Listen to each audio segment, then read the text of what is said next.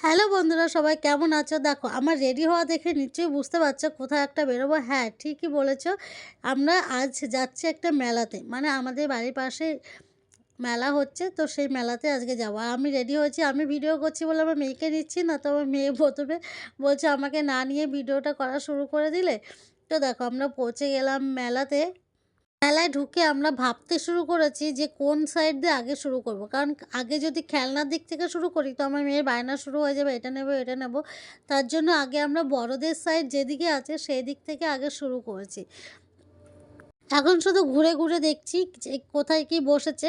যতক্ষণ না মেয়ে না নিচ্ছে ততক্ষণ না নিতেও মন চায় না। ওইজন্য আগে ঘুরে দেখে নিচ্ছি। আর তারপরে দেখো এখানে এসেছে এই খেলাটা। খেলায় আমার মেয়ে এই প্রাইজটা পেয়েছে। মানে একটা পেন্সিল বক্স এটা পেয়েছে খেলে। আমি তো আগে খেলতাম, এখন আমি আর খেলি না, মেয়েই খেলে। তারপরে এই যে হেলিকপ্টার দেখছো এটাতে মেয়ে উঠেছে। আর এই সাইডে দেখতে পাচ্ছ সব খাবারের জিনিস এসেছে, আর এই পাশ থেকে নাগরদোলাগুলো সব এসেছে।